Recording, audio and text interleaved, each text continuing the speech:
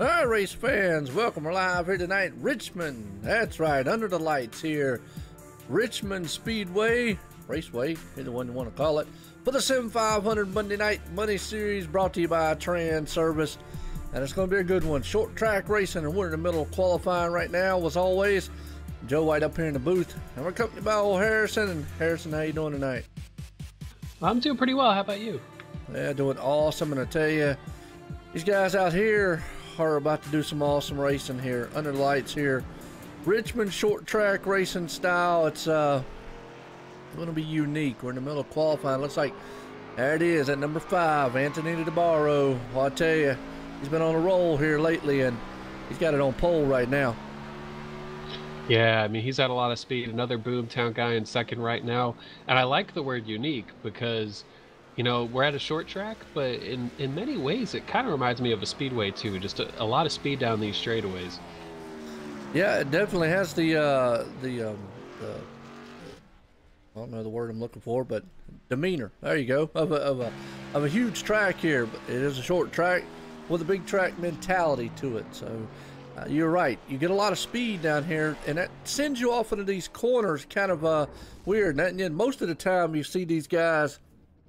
You know, one thing they're gonna have to look for is getting very loose, and that's usually what happens in a lot of these corners out here.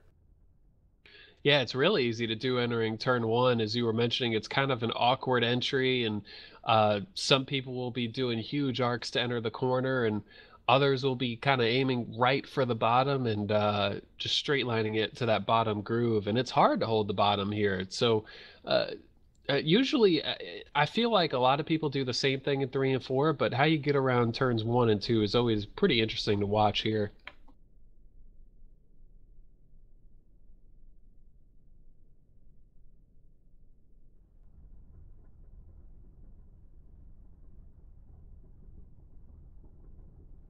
Yeah, no doubt about it.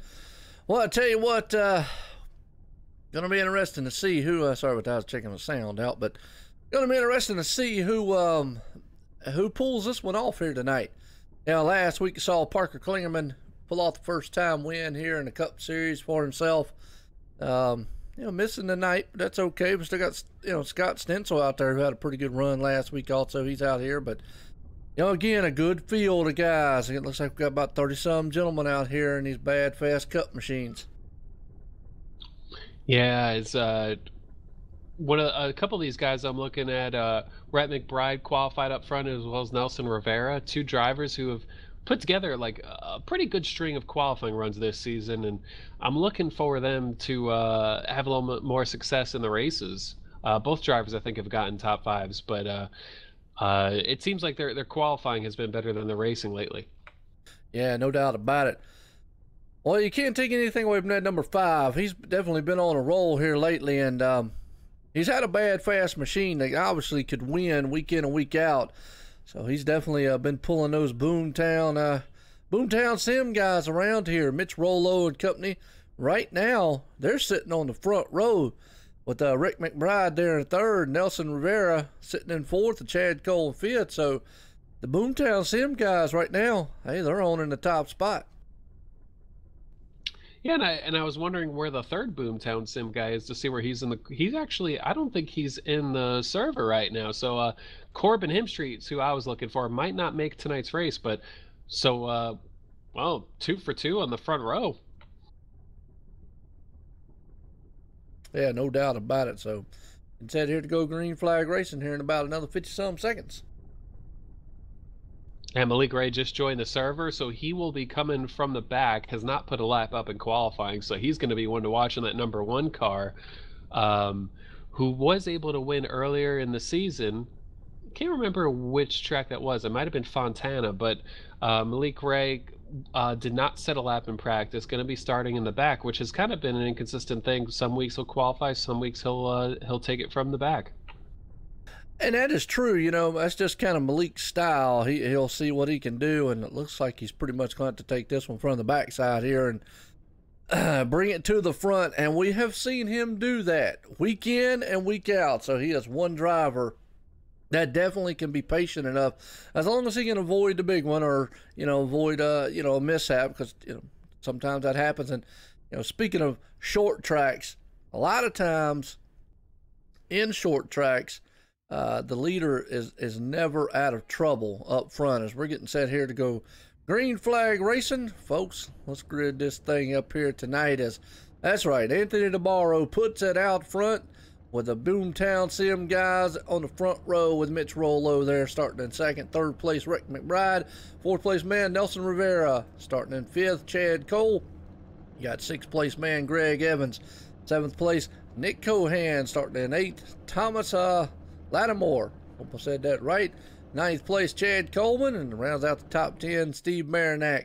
As we look through the rest of this field, boy, there's another Boomtown guy just right on the outside of the top 10, Sean Bounty. So they're definitely making their ways to the front. But, man, we look through the rest of this field here, Harrison. As I always say, it is a who's who of names here at the Sim 500. And these guys have got some talent. Absolutely. Is looking at some of the guys who either didn't get the qualifying run they were looking for, or didn't put a lap up in qualifying. Mike Kelly will be coming from 17th, so he'll be one to watch. We already talked about Malik Ray. EJ O'Rourke has been a staple in the top 5, top 10 here. He's coming from about 29th. Also back there is Jonathan Cadell and Scott Simley. Eric Arnold finished top 3 last week, and he's coming from about 32nd. Yeah, no doubt. So We got 30-some machines here tonight, and you got some guys that are got the work cut out for them. They're going to have to bring it to the front, be very, very patient doing it. And another good field here, 38 of some bad, fast drivers and some bad, fast machines about to do some awful bad, fast things here tonight. And under the lights here at Richmond International Speedway, folks, get ready. We're about to go racing here for the Sim 500 guys tonight here. And it's going to be a very, very good run.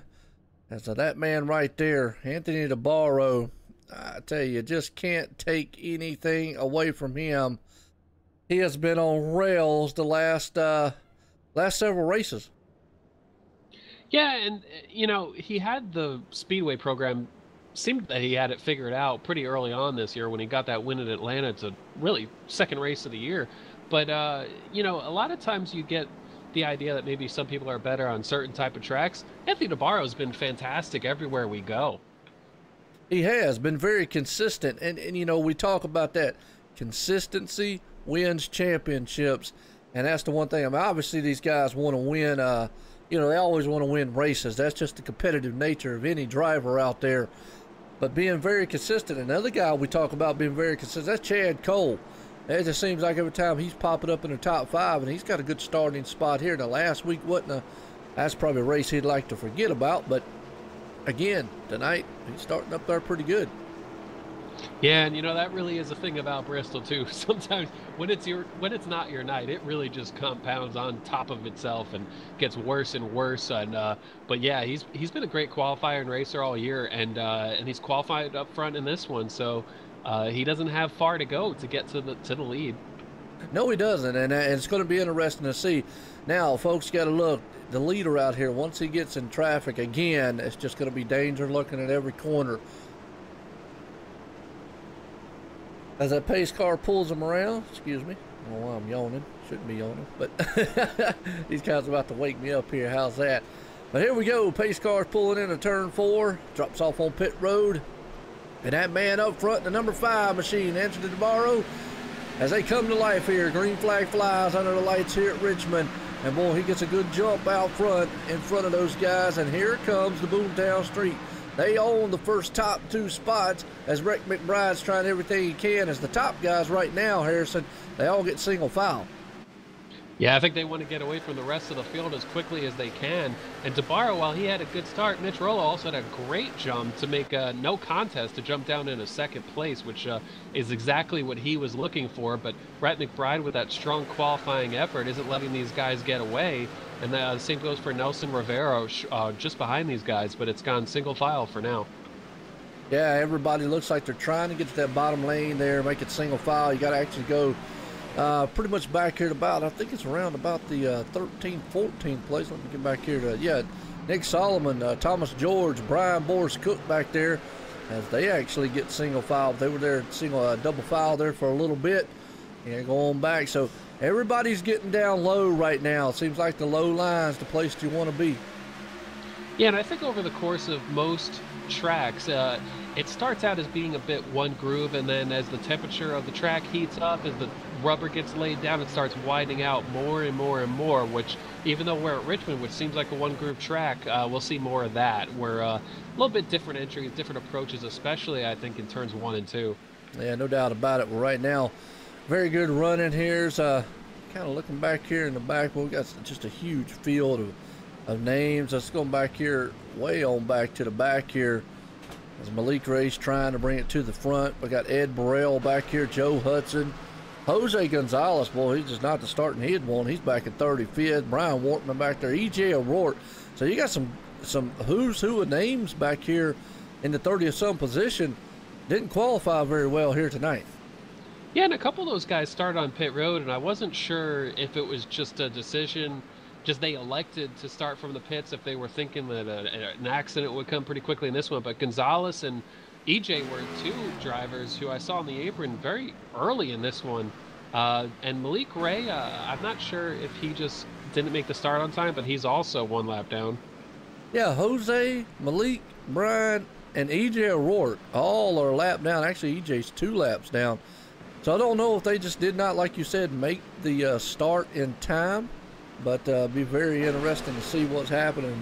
Right now, a good battle going on for about the 25th spot. It's the 77. James Pescarella, he's got his hands full with that 10 of Chris Gibbs, who's back in that Tide Ride machine. Nice looking car there. I love the Tide Ride. I love these classic schemes. I was just thinking to myself about how Joe Hudson's got a Kyle Petty scheme this week, and Joe Hudson keeps his paint guys in business because he wants something different every week. There was a car in the middle of the pack who just got loose and saved it. There's not going to be a caution there. Rick Thompson came out of turn 4, got completely sideways, and I think that's something to look for as we go deeper and deeper into runs here, is that tire spin when you come off late exit here off turn 4. It gets very slick. Yeah, and that's another thing the guys got to be very mindful and careful of, as I think that's another thing about being patient here. You know, this car has so much power, so much speed to it. You lay down the hammer on it, as they all call it, the loud pedal.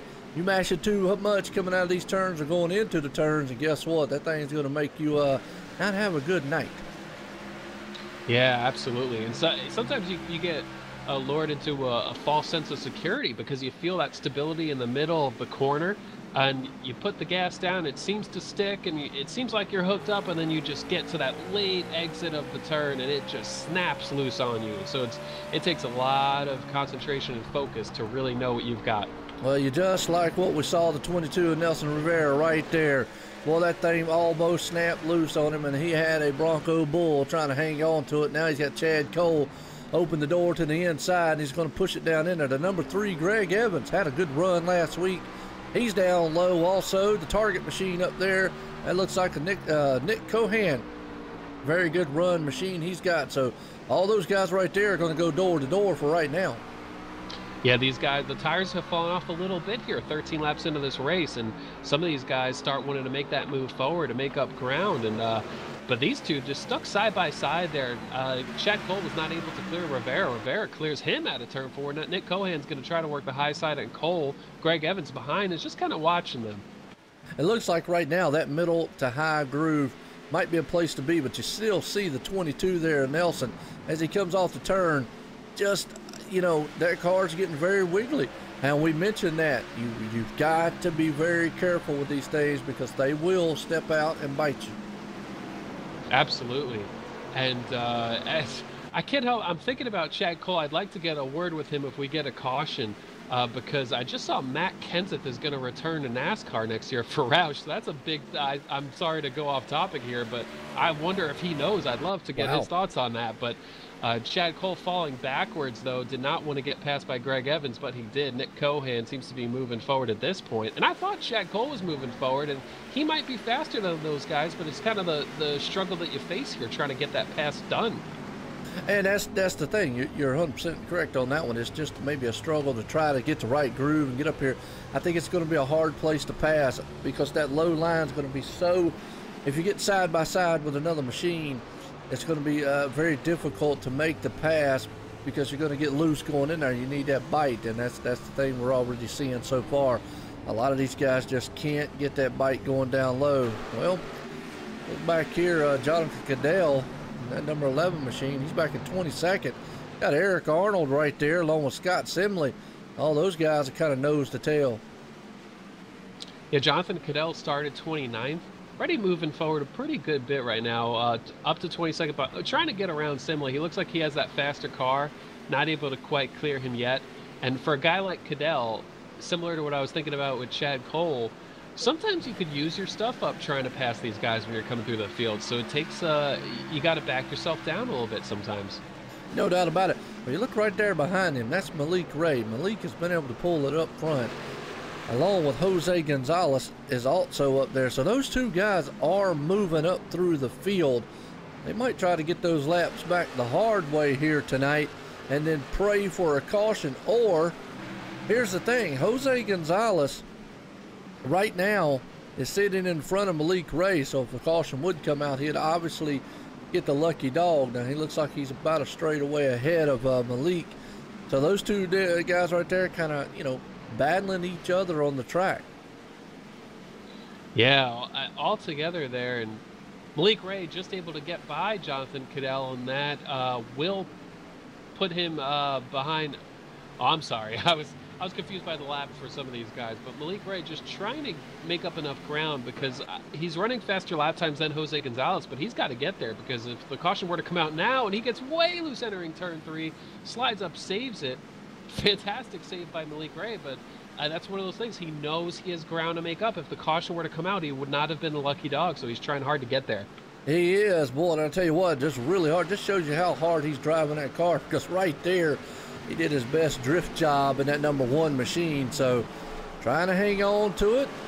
Up front is that number 5 machine, still out front commanding this one. He's catching a little bit of lap traffic right now. That's Anthony DeBarro. Mitch Rollo still in second.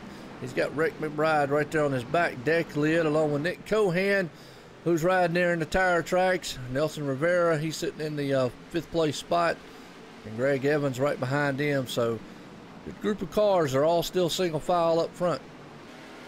Yeah, we're approaching 25 laps into this one, and DeBarro, while he's kind of maintained a 6/10 of a second lead on Mitch Rollo, 4 cars within a second of him. So he really, despite being pretty far into this run, he hasn't pulled maybe the lead that I maybe would have expected.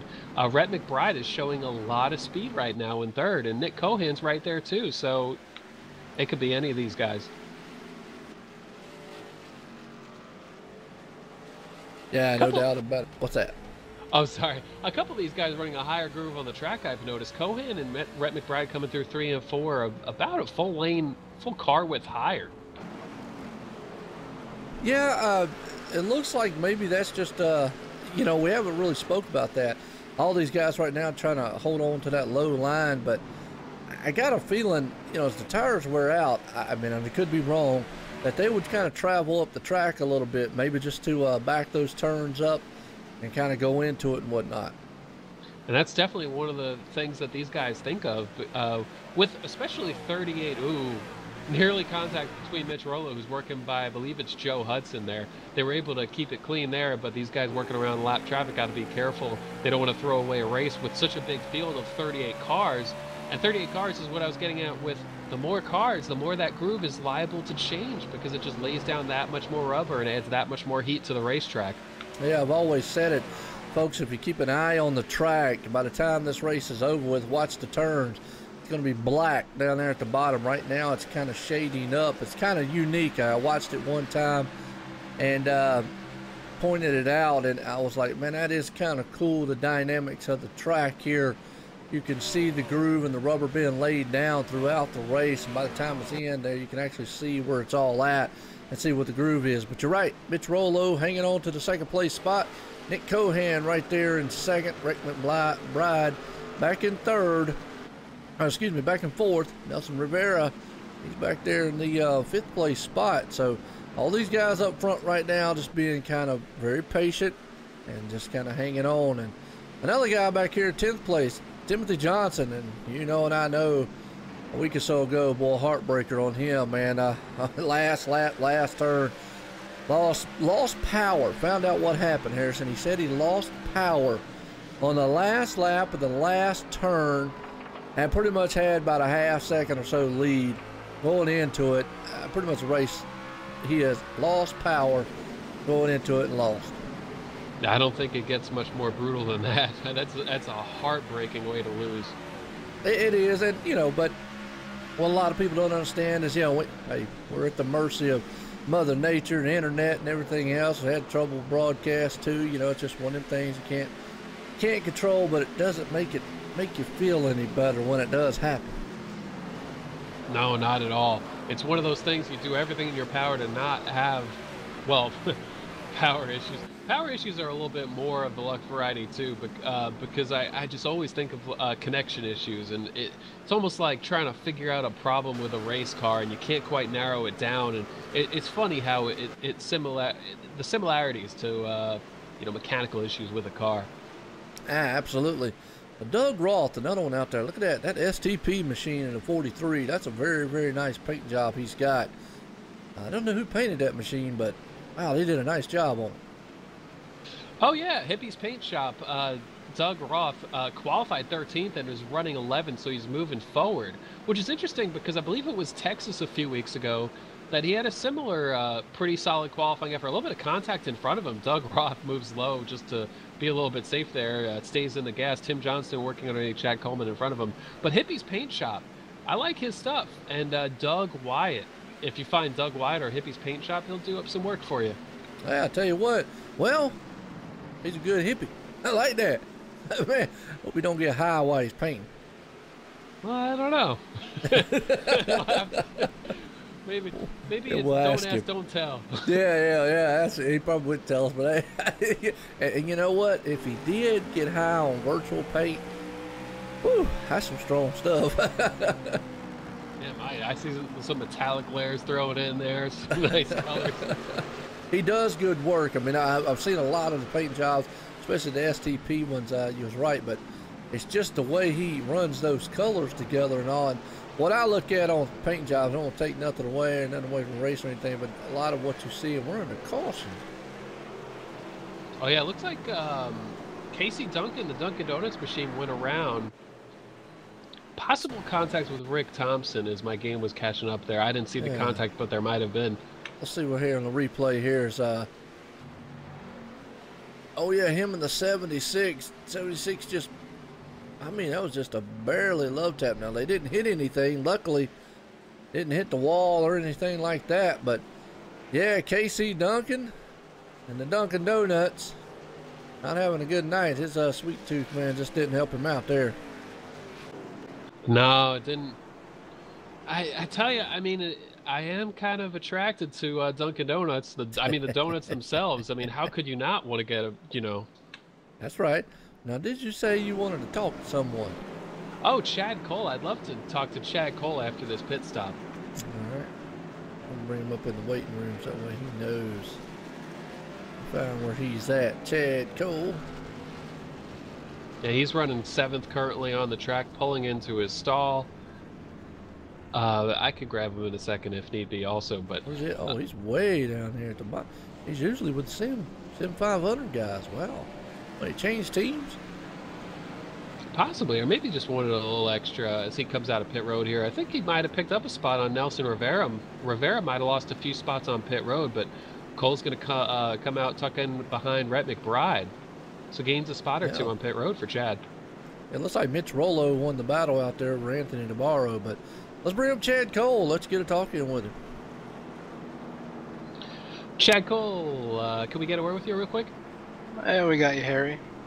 I actually have some non-Sim 500 news, and I don't know if you're aware of this, but this has just come together publicly in the last hour or so. This is not an April Fool's joke if this is news to you. I'm 100% serious. Did you know that Matt Kenseth is coming back to Cup next year with Roush Fenway Racing? What? I am completely serious, and I knew I had to go to Chad Cole. It is being reported by the NASCAR media guys. He's back with Roush for next year. I had no idea. That is insane. I kind of wish it'd be a little bit more competitive ride, but that's really cool. I'm glad I have someone to cheer for again. Oh, absolutely. I was a big Rusty Wallace fan. After he retired, it wasn't the same. So I definitely know how you feel.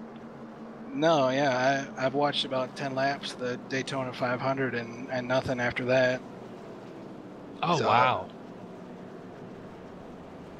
But yeah, it's just I've lost interest this year because of him. I just thought, you know what? Who wants to hear that news more than anybody right now is Chad. So I'm glad that we were able to give it to you about as early as we could. That's cool. Thanks, Harry. Oh, we'll drop you back down there. We appreciate you joining us up here. Hey, no problem.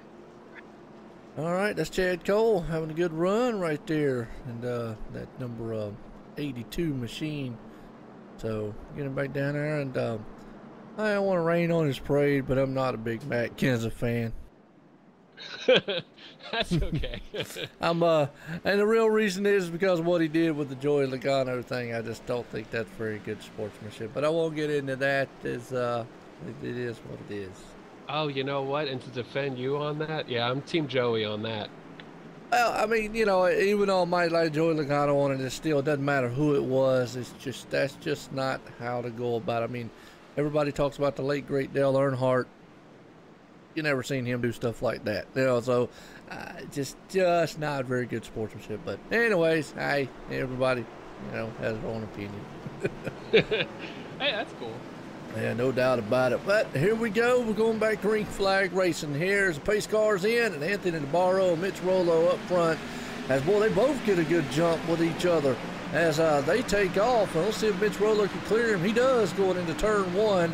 He'll make that pass. So now they switch it off. One Boomtown guy up front, another one up front. He is long gone in the 96 machine. Look at the racing going on back here behind him with Chad Cole, Rick McBride, Nelson Rivera. I mean, those guys right there still all side by side. Yeah, a lot of racing with these guys trying to get the track position they so desperately want.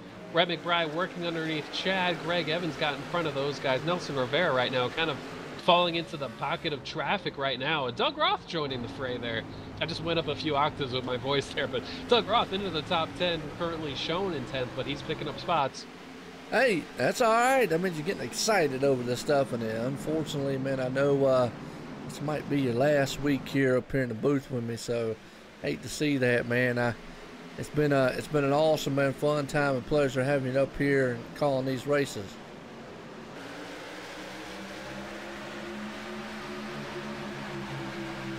Don't get choked up on it.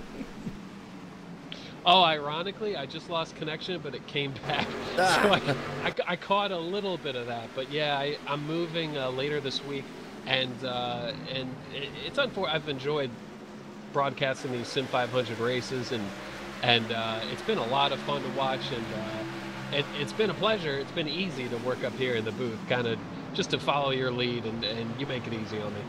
Hey, yeah, and it's been fun. Like I say, man, it is always, and these guys make it fun out here to watch them week in and week out. And yeah, I know, like I say, I hate it, man, but got Don Runkle Jr. going to come up here and step up to the plate and see how he likes it and gets it done up here. And it's just one of the things. We have fun and just call a good race. Right now, we got a good race. Actually, these guys still are side by side. They haven't been able to get single file.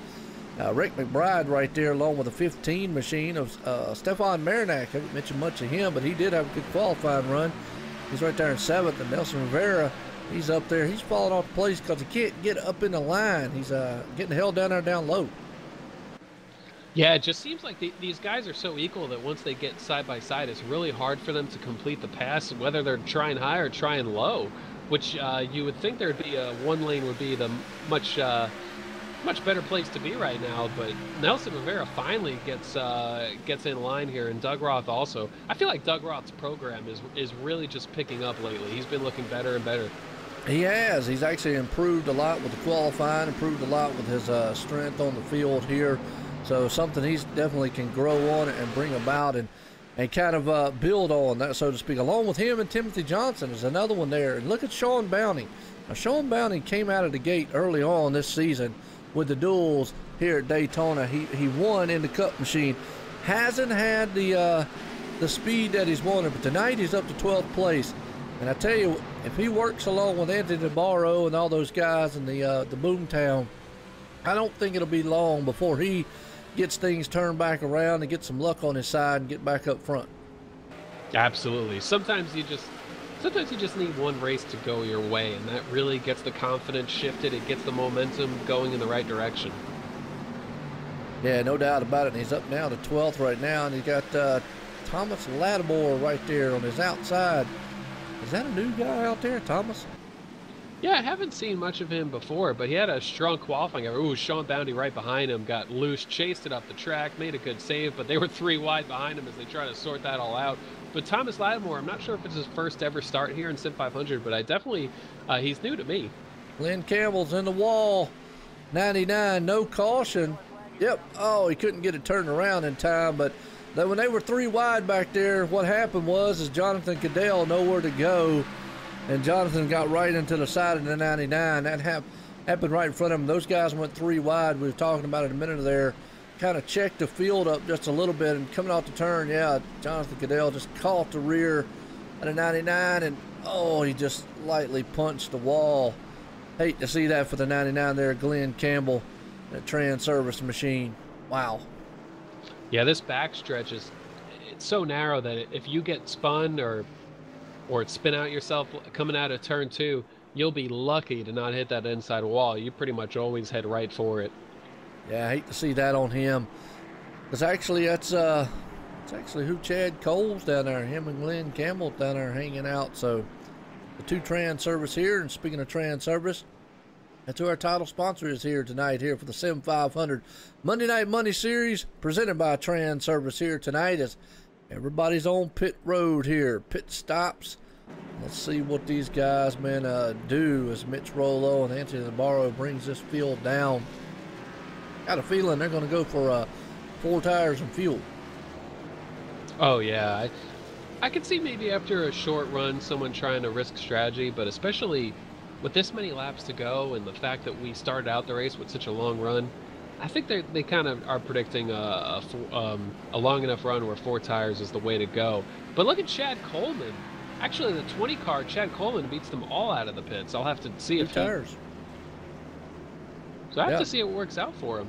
That's it. He did take a 2-tire stop at a 9-second pit stop there. So you're right. We're going to see if that holds up for him. Yeah, it's an interesting move. I saw Chad Coleman shortly before that yellow. He was side by side with Sean Boundy, and both of them drove into turn 3 really hard. So those guys feeling racy, and Chad wants to see get himself some track position and see how well he can do to hold on to that lead. And you know, it's another thing. We sit up here. It's easy for us to look and talk, but sometimes, you know, track position can outweigh tires. We have seen that in the past on a couple races. And what we're seeing tonight is, you know, we're not seeing guys like, you know, we saw Malik Ray and we saw Jose coming through the field as Malik is back on the lead lap now, but they weren't coming through the field like they normally would. So that kind of tells me that it's hard to pass here and that maybe track position might be favorable over a 4-tire stop.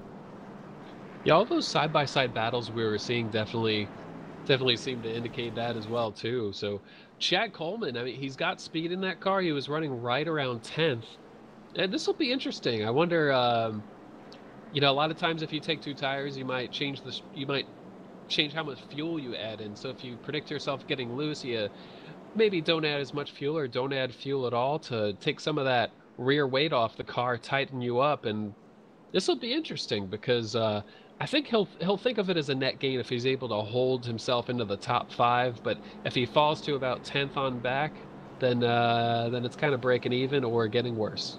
You know, and now's the time to do it. You know, we're lap 58 of 170 here tonight. So if you definitely want to be able to do that now instead of later. If you do it now, it is, you know, you can bounce back, like you said, if you do fall back to 10th or 15th or so. You can say, okay, well, lesson learned, something to put into the books. But if it works out at this time, then it's something you might want to think about later on into the race if a caution comes out or something. Yeah, and it's one of those things where people are paying attention to him also. He's doing the work for several drivers around him where it's not quite as, you're not going to learn quite as much not feeling it yourself, but you'll learn something watching how Chad does here on 2. No doubt about it. Hey, what's going on, Symbolic? How you doing out there? I want to appreciate everybody tuning in here tonight. As we're live here to YouTube, Twitch, and also iRacing Live here as a pace car takes a hard left turn on pit road. And Chad Cole up front to 20. He's going to get a good jump on him. As green flag flies, and look at that, Anthony DeBarro is going to push him into turn 1. Thought about 3 wide for a second, couldn't get it done. Now that's the thing, the 20 had to be very careful so he didn't spin the tires. That's why he didn't get as good a jump as he normally would. But boy, I tell you, Anthony gave him a good push, and I just got a feeling that those 4 tires are going to come into play heading into the turns here soon.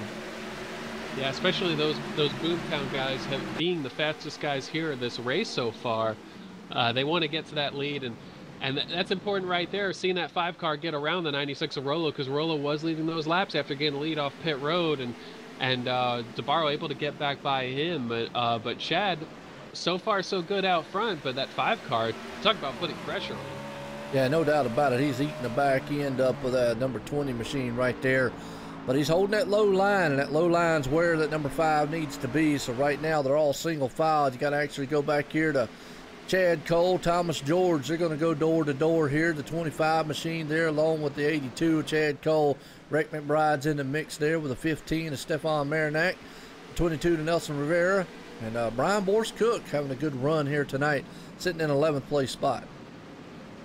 And he's moving forward because Cook qualified 20th, but and it seems lately his qualifying efforts have it's been a struggle, but he's gained 9 spots so far right here running in this group, trying to get some more.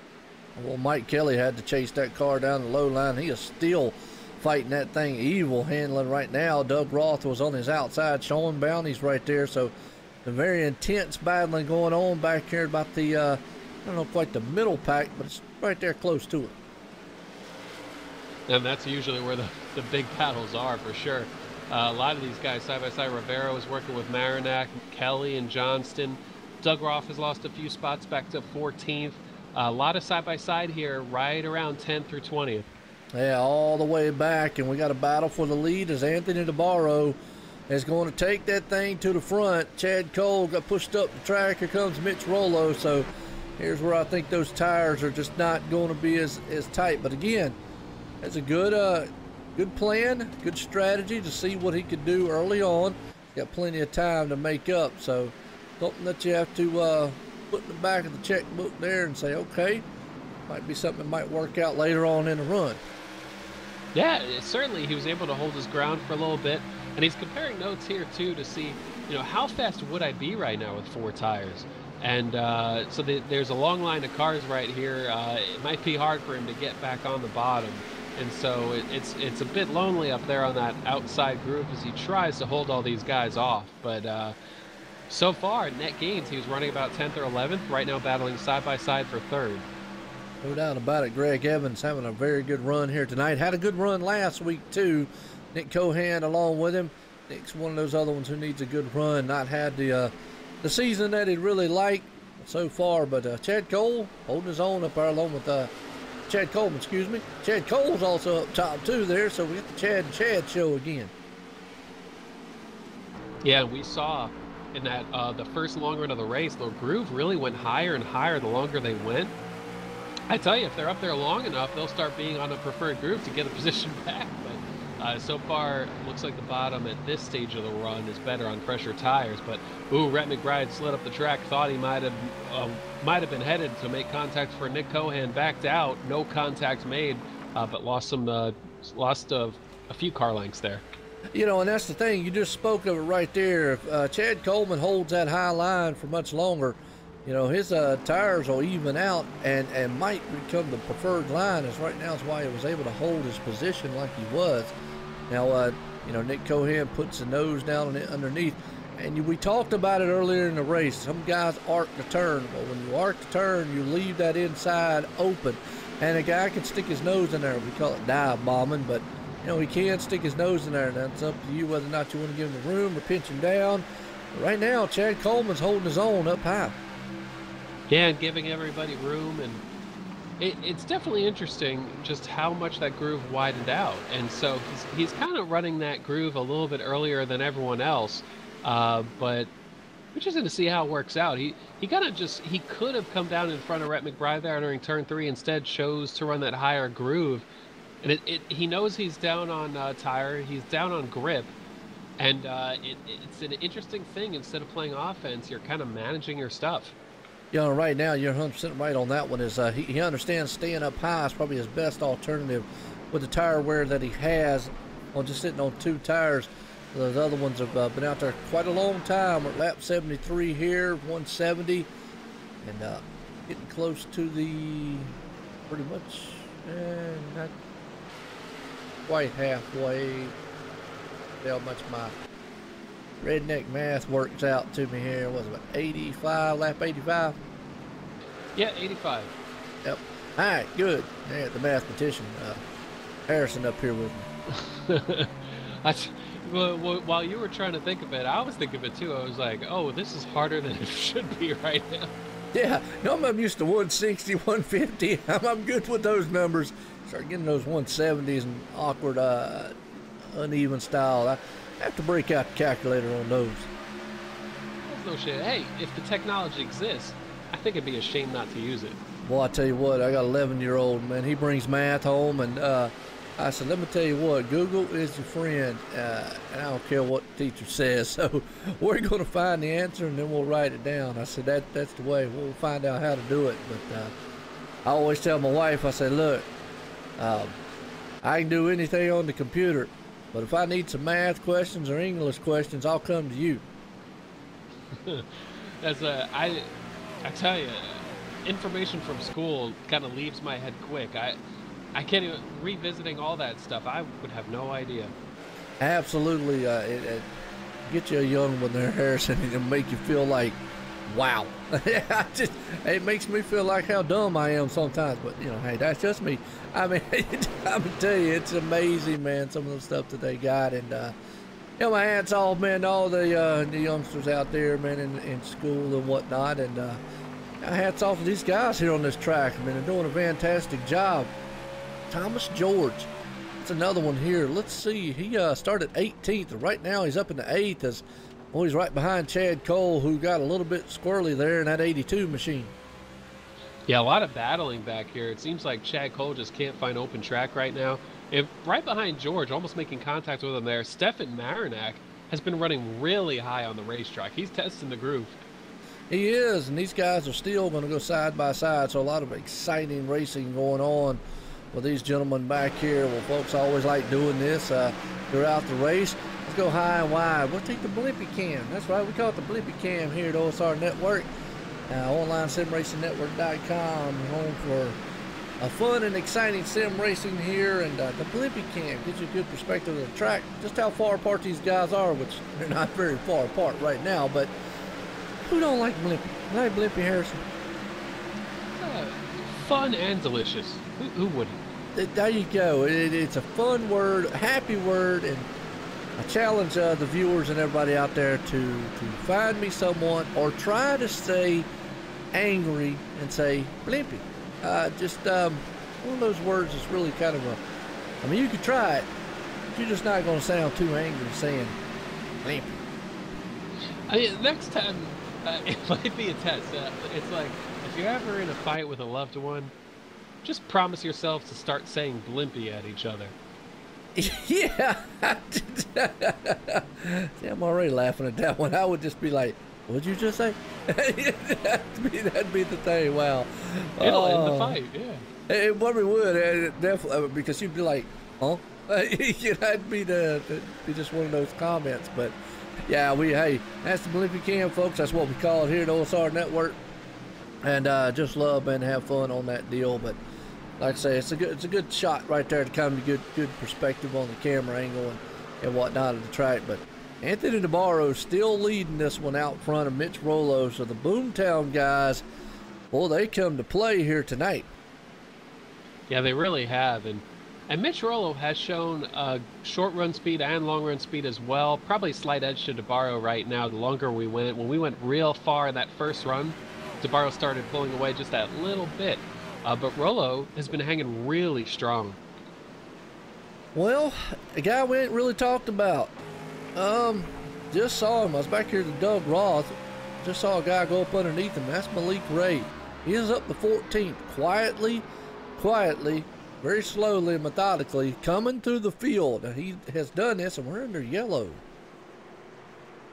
I think it was for Joe Hudson coming back onto the racetrack after spinning out. Not positive. Yep. But I think that's what. Oh, it sure wasn't. Oh, I was just about to speak about Jose Gonzalez. Wrong place, wrong time. Joe Hudson just got a little bit tight, it looks like, and just ran up in there, caught the wall. Yep, came out of the turn, boom, caught the wall, and the car just came down. And, man, Jose just in the wrong place at the wrong time. And Jose Gonzalez was one of them was in the back, and I'm just about to talk about him and Malik just coming up through the field. But, man, that hard lick he took on that side. Yeah, that definitely won't help the efforts. And it's funny how quiet Malik Ray's kind of ascension toward the front has been here, because I didn't realize he was up to 14th, but all that battling we saw at that last restart, well, Malik Ray's about to be in the middle of it, so we'll see how he's going to navigate that faster traffic. Yeah, no doubt about it. Well, everybody's on pit road. Let's see who wins this battle off pit road right now. And talk about Chad Coleman real quick. You know, yeah, he had dropped back to 9th, but actually this caution actually will probably help him. So that strategy wasn't too bad. Yeah, net gain. That was definitely successful because before coming into the pits or in the pits, he was being shown as 6th, and he was about 10th or 11th before that previous yellow, and so he gets 4 tires here. He's on the same tires. It's a good move. Yeah, and he's going to come back out in 6th. So, like you just said, not bad, and that's what he really wanted, or that's what you kind of hope for, is when you take a gamble like that, is to get out there, maybe if you're going to lose a little ground, not lose a lot, and then get back on the same cycle with everybody else. Now he's got the track position and tires. He's not marred back in traffic like he normally would be. So, again, not bad. Yeah, not bad at all. It was a good move. I wasn't sure how it would work out. I kind of had a feeling that he'd be fading through the just not have enough grip to hold track position, but it really worked. Well, I watched the race. Did a race this past weekend. I think it was. I don't remember what it was. But anyway, it was last week sometime. I do so many of them. But I saw a gentleman, he did pretty much the same strategy that Chad Coleman did. Went out there, he didn't pit, and he was sitting on probably like 15, 18 lap old tires. Stayed out, he fell back to about maybe the 5th place spot. The caution came out, guess what? He got back on there. Ended up finishing that race in like a top 5. So it actually was helping him out, and he was way back in 20-some position most of the race. So kind of worked out. So maybe that's kind of the same thing that Chad Coleman's looking at. Maybe coming out here with a good run here tonight. Yeah, and it looks like he's fast enough that he is going to be able to at least maintain track position. Sometimes, you just want that little bit of space. Just give me 3 cars ahead. I'll be able to maintain. I just can't quite get there yet. But he's, it's exactly what he was thinking. He's gotten there now. So, but with 4 tires, I kind of wonder, has he learned anything? Is he going to be able to race with these guys ahead of him? And that's the thing that we obviously don't know up here. We can speculate and look and kind of see what the drivers want to do. As lights off on the pace car, we're going back green flag racing here. And Anthony DeBarro out front. Nick Cohan's going to be right there in 2nd place of him. Mitch Rollo's going to start behind him. Greg Evans there. So took that high line, Anthony did. And, Harrison, brings to the green. Absolutely. DeBarro taking that high side. He had Mitch Rollo behind him. He gets up to a huge jump, and that number 96 of Rollo able to tuck right behind him and trying to clear the 57 of Cohan. Not quite able to do it, though, but I thought he was going to be able to with that phenomenal restart. But DeBarro out to the lead. Rollo going to clear down the back straightaway. Right there, 2 teammates been able to communicate right there is why they actually got a good jump. But still, Mitch Rollo's got his hands full with Nick Cohan on the low line, trying to use that high line to his advantage. As he goes single file now, you got to go back here to Chad Coleman and company along with Nelson Rivera, along with Chad Cole, Stepan Marinac. They're going to go door to door as they come down the back stretch. Yeah, a lot of battling here. Coleman with Nelson Rivera trying to get to that 5th position. Rivera, though, doing a great job on the high side. You can see Chad Coleman twitch a little bit, exiting turn number 4, just not able to put the power down. Cole also able to try to get a huge run on the outside of Marinac, but look at Marinac is just really powering through the bottom right now. Well, I tell you what, Chad Coleman's probably thinking, man, 4 tires feel a whole lot better than the 2 I had before. It's nice, but he's definitely got the car that can maintain up front, and he's currently running in 5th. But he's got his hands full with that 22. I used to call him Nelson Rivera, but it's Nelson Rivera. He's up there looking good, that number 22 machine. Looks like Chad Cole clears him to take that number 5th place spot, and that's going to leave old Chad Cole and company back there to battle it out with Stepan Marinac. Yeah, right behind Marinac on the bottom line, Malik Ray has joined the fray here, just working the bottom underneath Chad Cole as riding right on that yellow line. And I'm starting to wonder, what does Malik Ray have for these leaders you know, assuming that he's able to get through the traffic that's between him and DeBarro at this point. He's got a lot of good race cars to pass, but he's showing a lot of strength. And what I tell you is somebody has probably already put in the ear that number 5, hey, you got a number 1 machine, a Malik Ray. He is coming through the field, and he's coming in a hurry. And that is something that Anthony just does not want to hear. They're like, man, please somebody wreck that guy. I'll give him a bounty or something. I mean, we don't want to see anybody wreck anybody, but, you know, he's probably thinking, man, please, somebody slow him down or something. That's just that, because we've seen it in the past all season long. They get up there in that 5 and 1, Anthony and Malik, they'll get up there and they will just start rumbling. Yeah, and sometimes when there's only one of them up there and the other's coming through the field, it kind of brings you into a false sense of security where, you know, you think you're the man for a little bit, and then you start noticing, oh, someone's coming through this field and they got a lot of speed, and this isn't going to be as easy as it seemed it was going to be. Absolutely not. What's up, Michelle? How you doing out there? Doing good on this Monday night here for the Sim 500. Presented by, it's a Monday night Monday series presented by Transervice here. And talking about Malik Ray, he started 28, coming through the field. Right now he's battling with Nelson Riviera right there for the 7th place spot. Chad Cole's right behind him. That was a very good running up here. We got some good cars throughout this whole entire field. Kind of just trying to go through the field here. Another guy we ain't talked about, Nick Timms. Back there in the 27th spot, battling with Brian Boris Cook, Mr. 9 times himself. I hear you, Michelle. I appreciate it out there. Yeah, Brian Boris Cook, I feel like every time we say his name, he's always in a battle.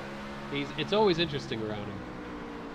Well, he does have the Bitcoin on there, so maybe he's throwing money and everybody's trying to get it off of him. That could be one explanation.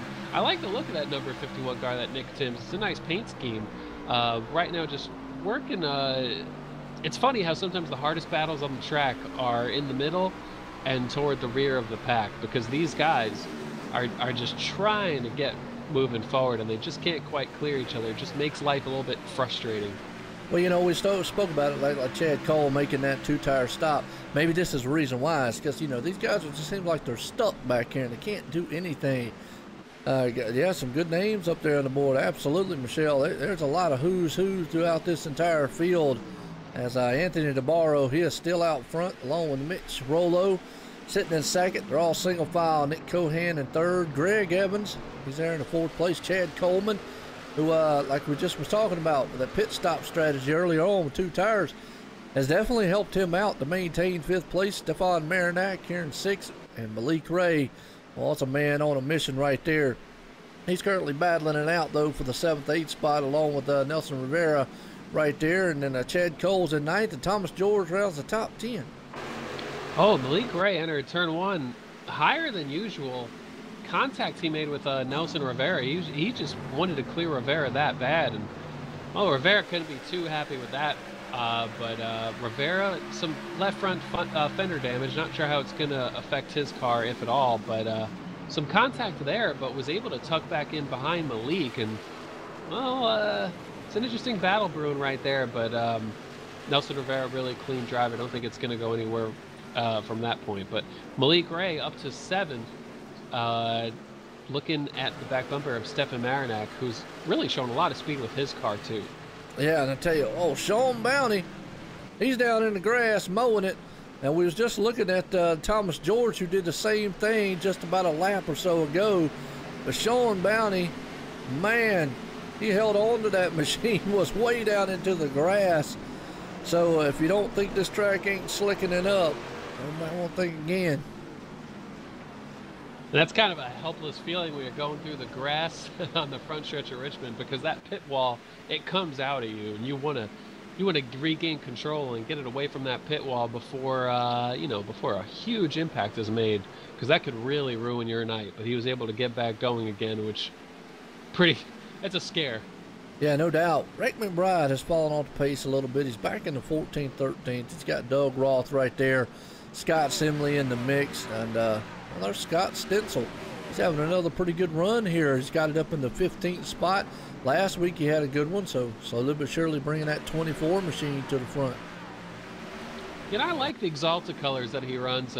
Some good-looking race cars. This week he qualified 33rd. Did not set a lap in qualifying, actually, so elected to start from the back. And so far, he's gained 18 spots, and he looks like he's got some more speed than a couple of the guys in front of him. He drives way deep into turn 3. That was a bit of a mistake. He got hard on the brakes to not get into the back of Doug Roth. Lost a lot of time there, but no harm, no foul. Didn't get into him, so we stay green here. Absolutely. Had to check up just a little bit. Didn't want to knock the back end of the 43 machine off right there. So good run by him. As we're still watching this good battle right now. As like we said, Anthony DeBarro still leading this one. Looks like to be about 3/10. And Mitch Rollo, though, he's going to try. He tried to high line for a second as Nick Cohan losing a little bit. So the battle for second spot's heating up right now. Cohan has shown a lot of speed. Hasn't been as high as second yet, but now he is. So we'll see what that 57 car has for the leader DeBarro, because Cohan, the last few runs I've seen, he'll be right on the back of somebody who's holding him up. Well, now he doesn't have anyone holding him up, but we also have a caution on the track. Yeah, caution on the track. Trying to see. Oh, looks like it's Stenzel. Scott Stenzel, the 24. Oh, we were just talking about him. Yeah, oh, that's a hard lick. And unfortunately, too, it's going to be Jonathan Condell involved. Just kind of nowhere to go. Let's see what happens here on the replay as we're following. It's like they just went high. Oh, they both just got hooked. And, oh, the 48's involved with it also. Wow, that was some hard contact on the front stretch. Yeah, Scott Stenzel, he started getting a little bit loose out of turn 4, and he had to back out of the throttle. And Jonathan Cadell, well, he was right there. And they formed an alliance that came into one, you could say. Yeah, just hate to see that. You know, those guys, just rough nights for them right there in the back. And that's just how it is. Short track racing, you never know what's going to happen out here under the lights of Richmond. Yeah, it's easy to... It's a fast track, but, you know, it's still a short track. It's kind of to be expected. I started wondering if anyone would do 2 tires on this one, but we have gone enough laps where I would be shocked if anyone tries 2 tires. But Malik Ray had gotten up to 7th, and interested to see if he's able to get any spots off pit road here. He could be joining that lead fray very abruptly. Nick Cohan out of pit road first. That's big for the 57 car. Yes, it is. Nick got out there first. Looks like Anthony DeBarro's in second. Everybody looks like they took 4 tires and fuel on this one. So Nick Cohan, yeah, he had a 14-second stop to a 15.9 on Anthony DeBarro, so he had almost a second and a half more. Wow. That's why he got that thing off on pit road very fast. Yeah, it came at the right time. He certainly, I'm really curious, you know, when you're in the leader, you're able to get a jump. Having the control of the restart is such an advantage, and he'll be able to build a bit of a buffer more than likely at the start, unless DeBarro times it perfect, which DeBarro did when Chad Coleman was the leader. But Cohan, he's going to try to build a slight cushion, and then we'll see what kind of speed he has compared to that 5 car, who's going to be probably coming or playing from behind. Yeah, no doubt about it. Again, I want to appreciate everybody tuning in here. We're live tonight under the lights here. That's right. Sim 500 Monday Night Money Series presented by Transervice here for the Richmond Speedway. It's been a good one for the Cup cars here. These guys, man, are putting on a very good show tonight. As right now it's been Anthony DeBarro kind of out front. Right now Nick Cohan is taking over the top spots. We're under caution here. Let's get a quick race summary. Nick Cohan's going to be the leader. We've completed 116 laps of 170 here tonight. 4 lead changes and 4 cautions. So not really too bad as far as a short track goes. And especially sitting here with 38 machines on the board. It's a lot of cars. I was just admiring the scoreboard because we had 34 people on the lead lap there as we were just green flag racing here. This race has been just moving along, and this is a big field of great drivers, and love seeing huge fields just stay green for that long. You know, and that's the thing, we were talking about it, me and you did here, Harrison, before the race. These guys usually sometimes have a couple cautions early on, have long green flag run. Then we have a few there, maybe towards the end and whatnot. just kind of this just kind of how it rolls here. And you're right. I'm looking here. We only got about 4 machines that are off the pace lead lap wise. Obviously, Scott Stencil, Ed Burrell, Joe Hudson, and Bobby Wetzel, all cars out off the pace, more than a lap down, one or more than a lap down right now. But 34 machines still on the lead lap here as we're getting set to go back. Green flag racing here under the lights here at Richmond International Speedway as the pace car pulls him in turn 4 and drops off on pit road. Want to see if Nick Cohan gets a good start, and he does. Wastes no time. Green flag flies, and he flies out front in that 57 machine. Anthony Navarro gets a runner there. 3 wide heading into turn 1. Oh, and Chad Coleman wasn't sure at first, and then he realized halfway through that corner, gave enough room for the 3 wide. Look at that, there's still 3 wide. Malik Ray trying to keep that nose underneath the 15 of Marinac. Driving to turn 3, Malik trying to run that bottom, but look at that 20 and the 15 holds strong on the outside. Boy, 3 wide still here locked together. Don't know how long they want to do that at Richmond because it's that is a death trap waiting to happen. But Malik Ray's got a fast car. He knows he needs to get up there. Just can't get that low line to hook. And they're 3 wide behind them too. They settled that out just a little bit and they got back door to door. But boy, Stefan Marinac for a moment, he was meeting in the middle of a sandwich with Chad Coleman and Malik Ray. So, boy, that's some intense racing right there for the moment. I was just thinking, how many places can say that they had 3 wide battles for a full lap at Richmond? True. Well, I'm going to tell you what, I wouldn't have tried to do it. I'd have done been a nervous wreck and probably put that thing out in the grandstand. It's so easy just to have something happen in a 3 wide, even just running out of room. And I tell you, these guys know what they're doing. If it hasn't been any more evident than that. No doubt about it. Well, I'll tell you what, Mike Kelly right now, he's got a wild horse out there trying to hang on to that number 2. That thing is all over the place here as he comes out of the turn. It's sliding, slipping and sliding. It's very, very loose on him, and he's trying to chase that thing all over the track right now. But in front of him, Nelson Rivera, and they're thinking about it. Timothy Johnson there thought about it for a minute. And these guys, man, they're flirting with that 3 wide here. It's getting awful racy here. Yeah, Mike Kelly showing a lot of speed. He qualified 17th, so not too far back, but kind of the game for him is his qualifying effort never matches his race pace, and so he's moving forward here, working on, I believe it's a teammate of his, Nelson Rivera. It is. Look at that. Rick McBride almost put that thing right there in the rear quarter panel of the 20 of Chad Coleman, who was still up in the 8th place, and bumps him just a little bit, let him know, hey, I'm back here. Keep me in mind. Oh, and the caution flag waves, looking to see where it was, not able to find it yet. Actually, still haven't found the cause for the caution. Me either. We're looking. I see when the caution lights are on, and I still can't quite place it. Yeah, no, I'm looking to see what maybe car might have blew around and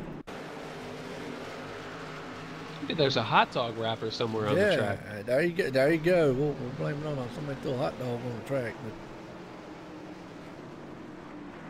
But yeah, I mean, it may not be a Martinsville hot dog, but it's still in Virginia. Hey, yeah, I'm not sure on this caution, so we'll just chalk this one up as fake caution. Yeah, maybe we ended stage 2 without really noticing. There you go. Yeah. Well, everybody's back on pit road. I think this might be a smart one, except for Nick Cohan and Chad Cole. They're opting to stay out. That's a lonely feeling. Cohan, was thrilled to get that track position, was showing a lot of speed out front, and he didn't want to give it up. He thought, if I come to pit road here, I think that 5 car Navarro is going to stay out as well as the 96 of Rolo. So he elected to stay out thinking that'd be the way to go, or that if they pitted, more people would stay out. But I tell you, I'd be feeling really lonely now if I was him. Yeah, no doubt.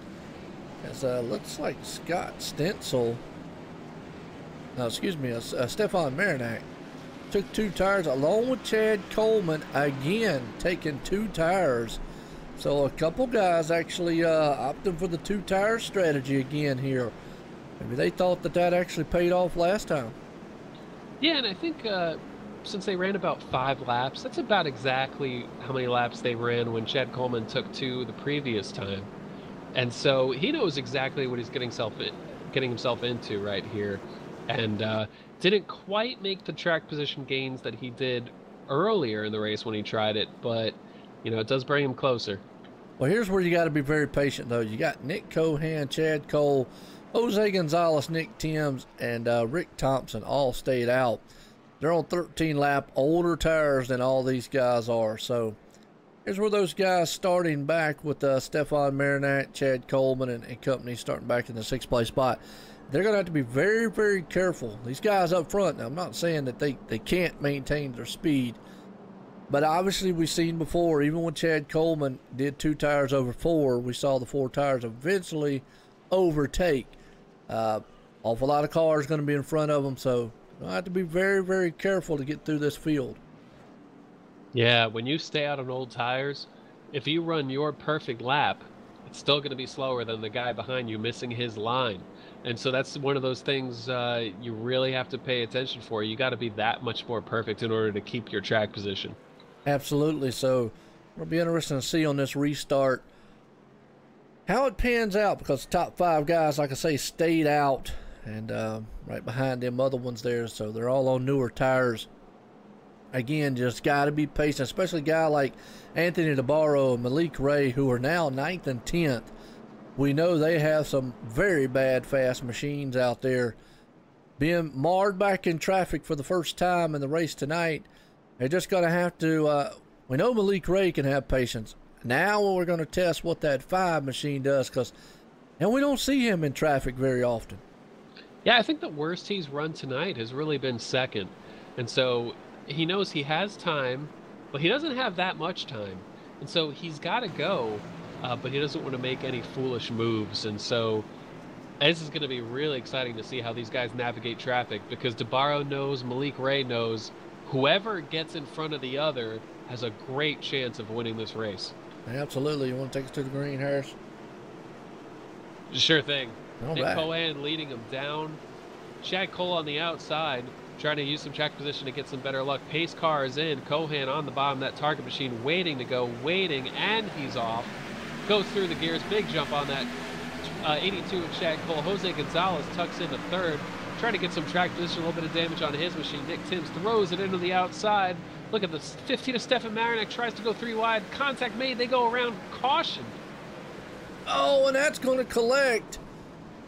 Wow, that's going to collect a Malik Ray and a host of other ones. Nick Timms actually started in that one.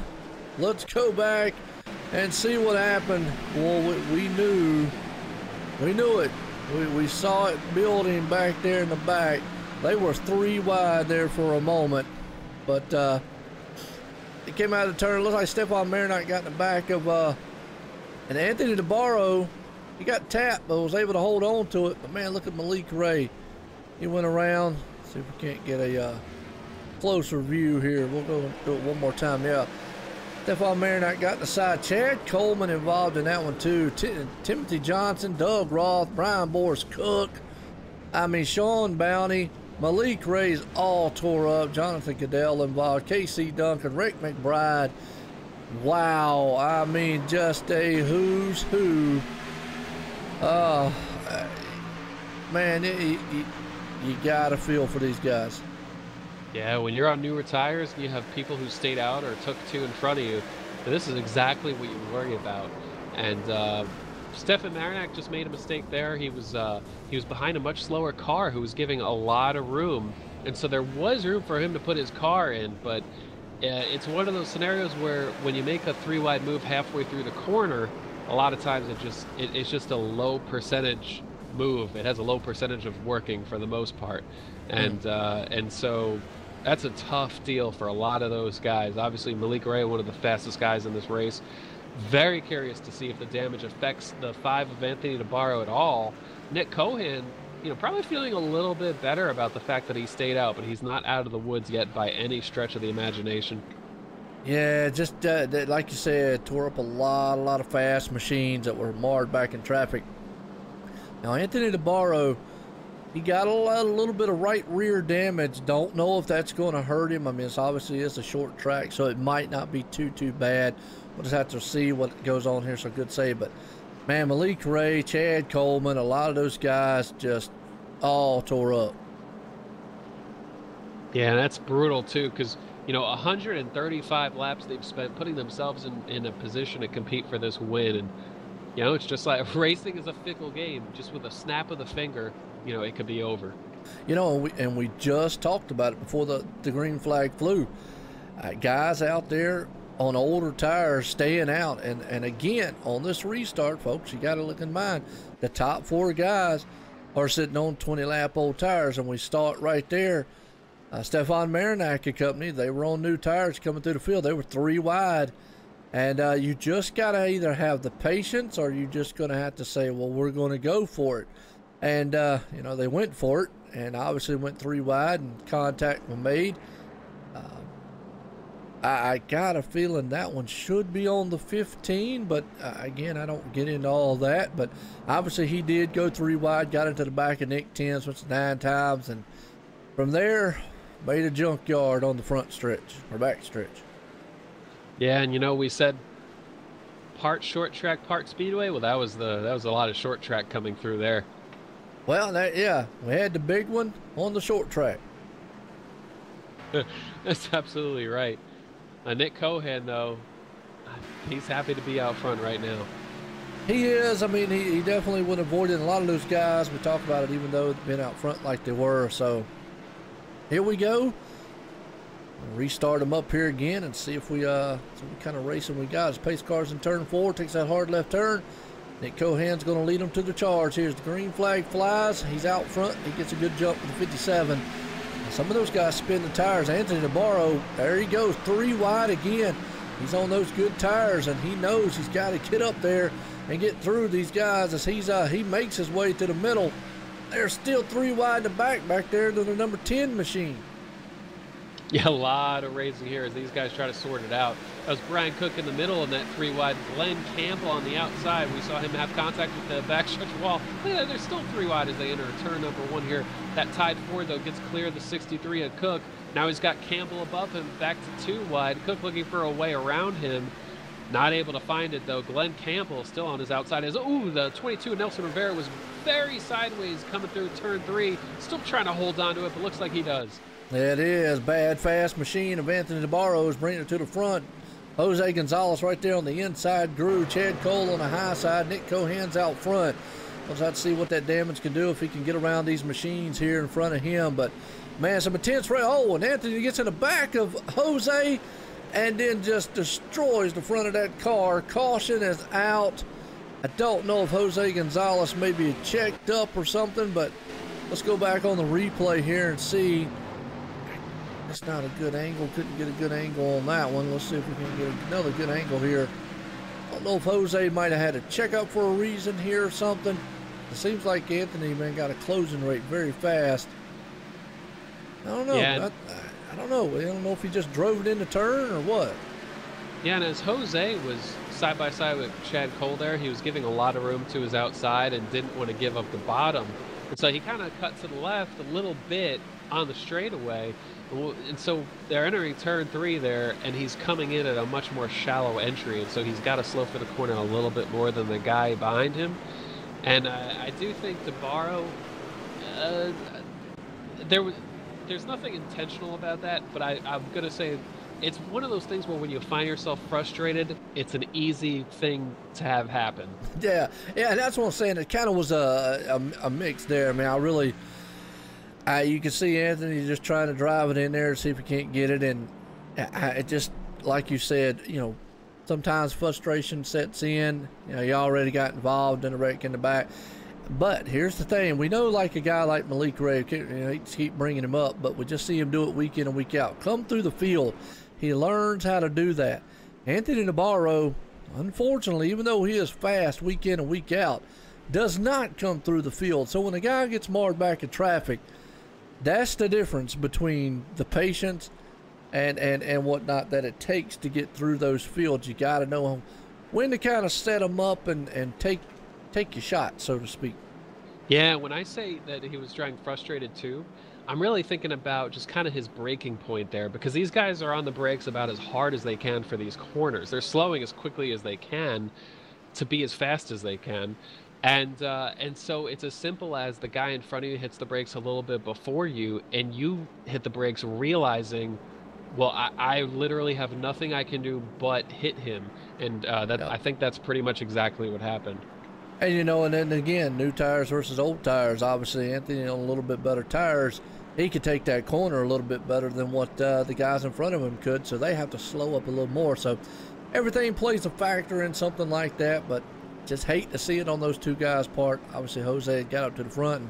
And Anthony, a very fast car here tonight, but boy, that one right there is pretty much going to, I'm going to say pretty much do him in there, because it crunkled the whole front end of that machine up. So I don't know, Chad Cole could steal this thing here tonight. He's out front right now. Yeah, Nick Cohan ended up coming to pit road on this caution, and we really weren't green for that many laps. So I was a little bit surprised by the strategy. He's not out of this one at all.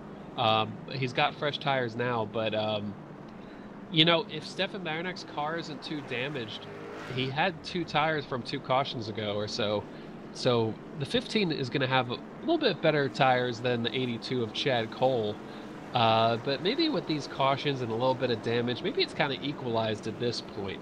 But how different does this race look compared to just 20 laps ago? Well, absolutely. And I think one of the guys, too, you talk about some of these guys up front. We're getting set to go for green flag here. But real quick, Mitch Rollo up front. There's another one there. We're going to keep an eye on him. But I'll tell you what, look at that guy in the 5th place spot.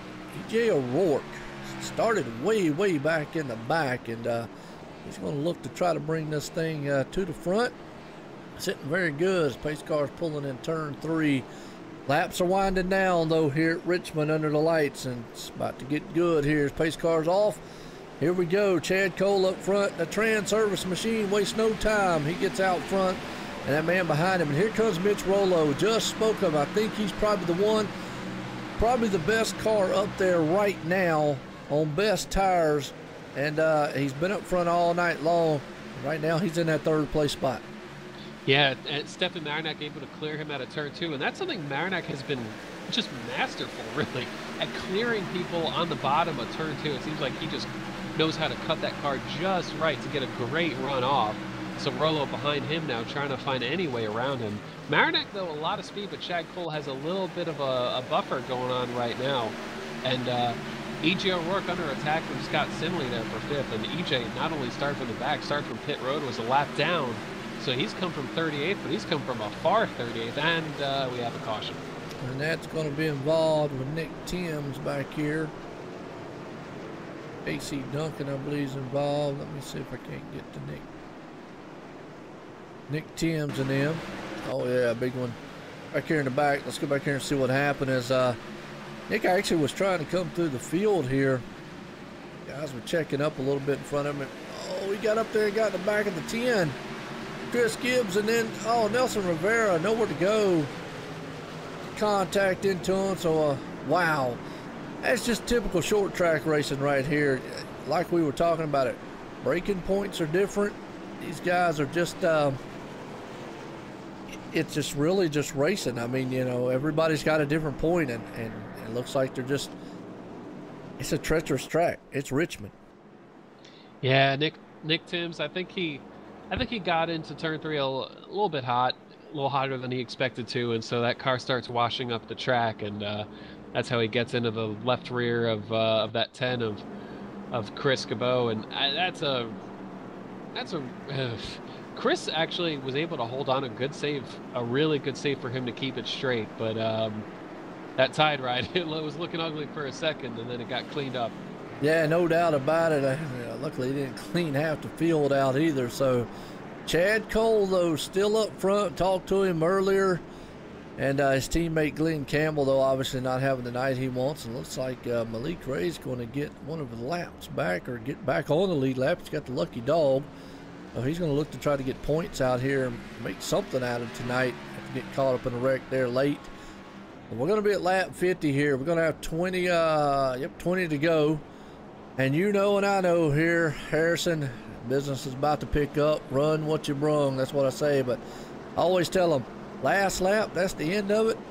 5 laps to go. Usually a caution comes out. That puts an end up. So we could be going 20 laps, we can be going 15. Yeah, and these drivers, especially as we've had more cautions, these drivers are thinking about that. They have to play that into their strategy. They have to take that into account as we get closer and closer to that lap number. These guys are less prone to pitting. I think Chad Cole has made his bet, and he's trying to get another short track win, which is ironic because he's done fantastic on the big tracks, and he's out here looking to win another short track after winning Martinsville earlier in the season. Absolutely he is. So looking very good. E.J. O'Rourke come from 29th. He's up in the 5th place spot. So what a bounce back for him here tonight. If I'm not mistaken, wasn't he one of those ones that missed the start here? Yeah, exactly. He not only coming from the way back, but he came from pit road, lost a lap. That's what I was thinking. He was one of those ones that was down a lap earlier on and had to make that back up. So, folks, we're here live under the lights, Richmond International Speedway here. Short track racing for the Sim 500 presented by Transervice.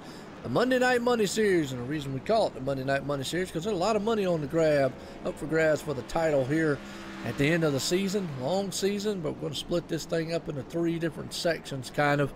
Going to be unique how they're going to do it, and we're getting very close to this first section. We've got about another 5 races to go if I'm not mistaken, or whatnot, before we get to segment number 1, so to speak, and be kind of like a short champion will be crowned at that point.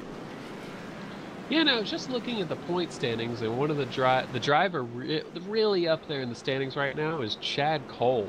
He's got a nice lead on second right now, and who is Nick Cohan, but Cohan has missed a race, but he's more than a race behind. So Chad Cole looking to really push his point lead farther here if he's able to get a victory.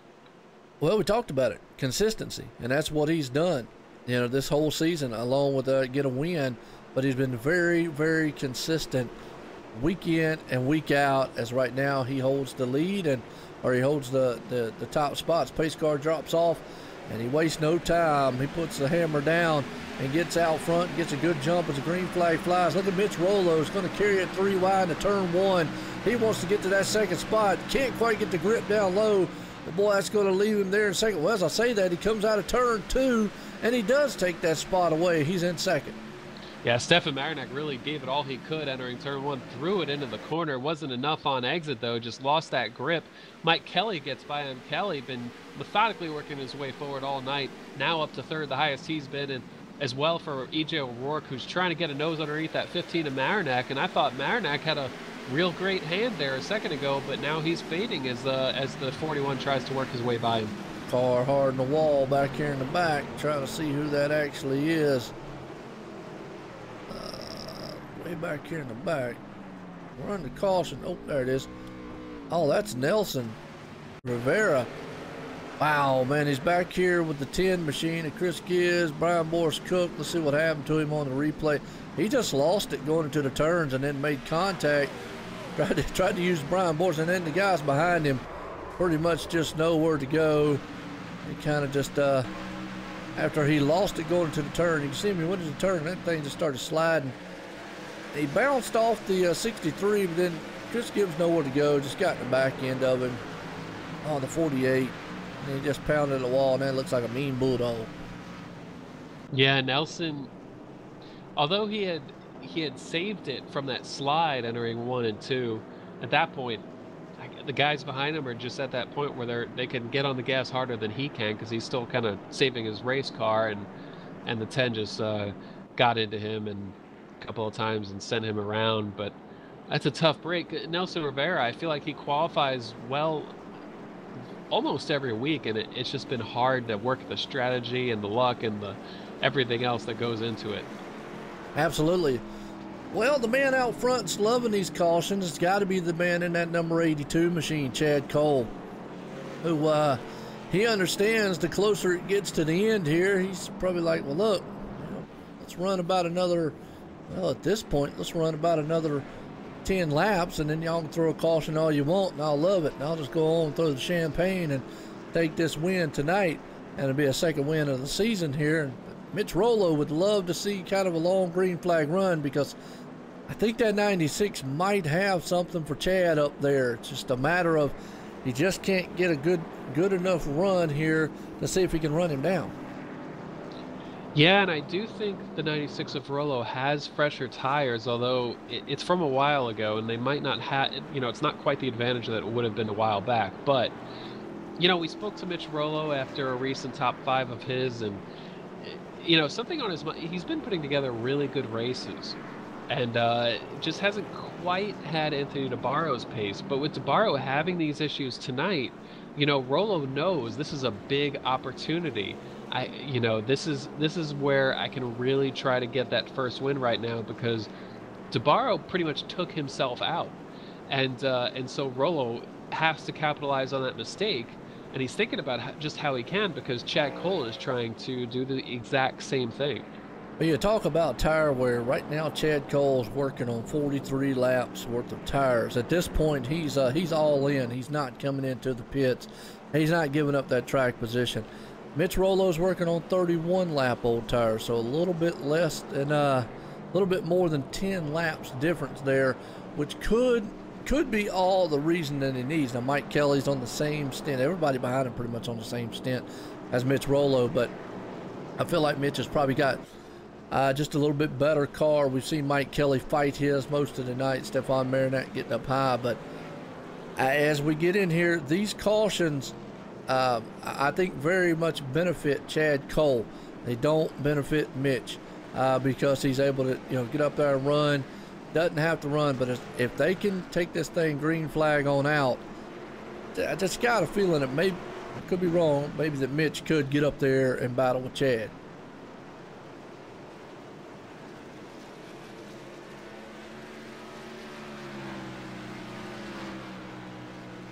And Harrison fell asleep on us. Oh, sorry, I had the connection blipped out again. But I've had that happen. I've had that happen for some reason. Kind of flipped out, flipped back on for some reason. I don't know. But hey, pace car's in. We'll see what happens up front here. Chad Cole pulls him around. He wastes no time to get set and started on this one. Mitch Rolo gets a good jump also as he's going to clear those machines behind him. Oh, Nick Cohan, what a save by that man in the 57. What's going to check the field up though, but wow. I don't know if you saw that there, Harrison, but boy, what a save by Nick Cohan. That was an unbelievable save after contact with the EJ as they were trying to find a groove in the middle. Unfortunately, not a save for Mike Kelly. Just hit the wall a ton, I believe, in the inside coming out of turn 2. And it was he just got a little late exit of turn 2 and just snapped around on him. We remained green, but Mike Kelly had gotten up into the top 5. There's a lot of action, more crashing going on in here. Man, I tell you, a lot of it's happening back here in the back. Along with, we're under yellow. That one actually started with Jonathan Cadell and the 10. They got into each other, checked up. Nick Tim's involved, the 77 involved. Sean Bounty, unfortunately, involved in that one again. Actually, excuse me, not Sean Bounty, but the 54, Timothy Johnson.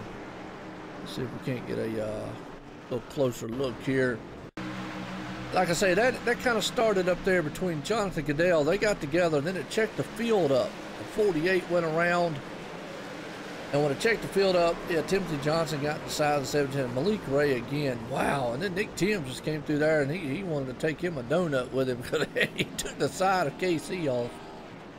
Yeah, when anything happens in a big pack like this after a restart, just kind of guarantees that more people are going to have some kind of involvement because there's just there aren't many options, many places to go. And I'm going to tell you, again, we got to talk about it. This right here benefits that man up front, the 82, Chad Cole. He got a good jump out front on Mitch Rolo. Mitch needs this thing to end under green flag and to have any kind of shot, because here's the scenario now, Harrison. When we go back green flag racing, if a caution comes out, it pretty much can be over with at that point. And, I think Mitch knows that, so he's going to need to clear those guys again.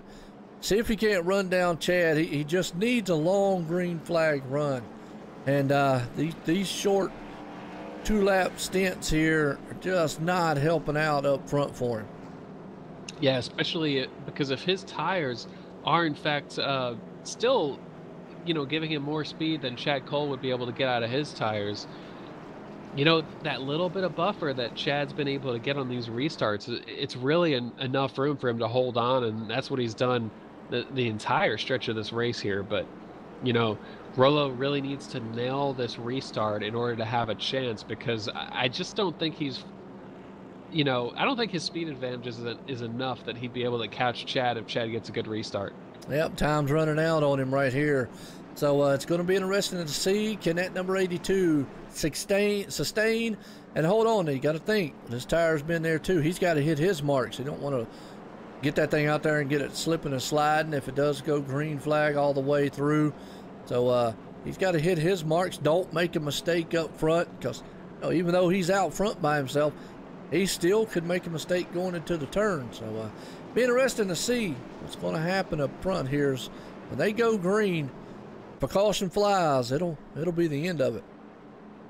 Yeah, and the older the tires are, the worse the car feels. And so this may be, we've had some cautions help out the tire wear, but, you know, this is close to as worse as the car has felt all race for Chad Cole and a lot of these guys, and makes it that much easier to make a little bit of a mistake. And so he's running that through his mind right now, just kind of planning exactly the approach that he wants to take here to hold on to that lead.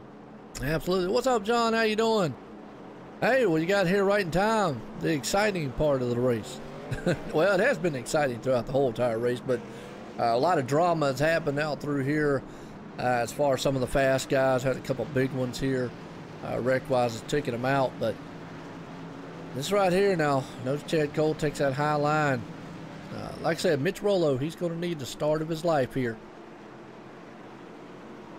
He really is, and Rollo desperately, he's so hungry for that first victory here in the Monday Night Money Series, and he's done a great job. He's had a lot of speed all race, and it's going to be hard because he doesn't have the advantage of controlling the field on this restart, but he has a chance.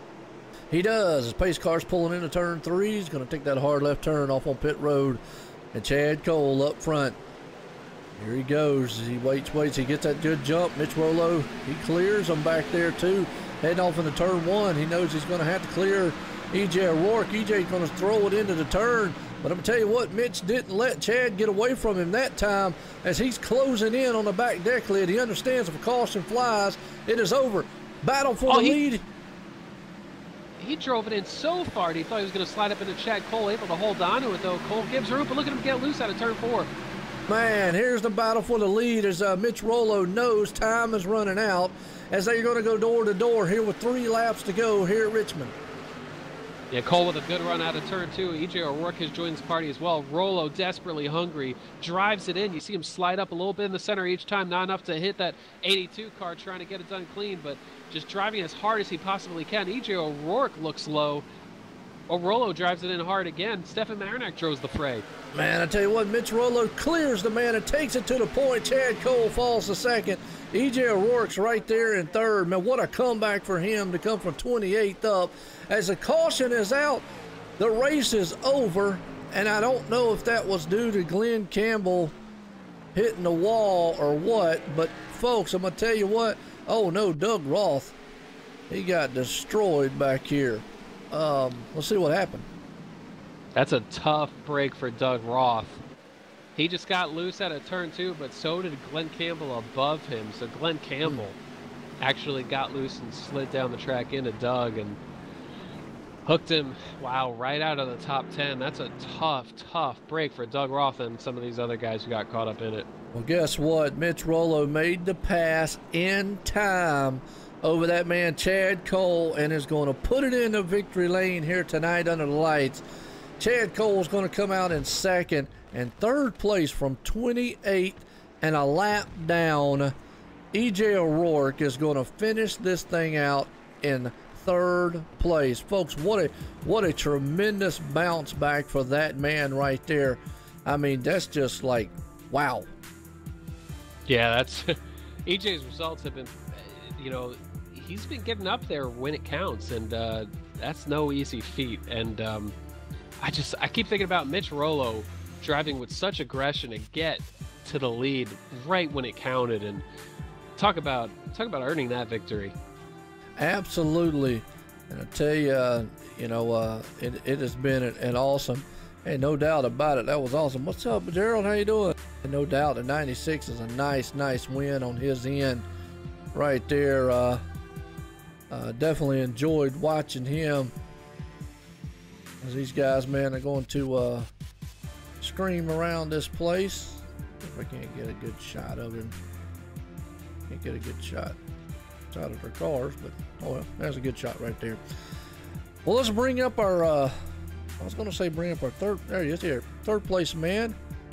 I'll let you get talking with the third place guy here, and I'll talk in with the second one. And there, since last night, I'll let you get the winner here tonight. But let's bring up third place man, EJ O'Rourke.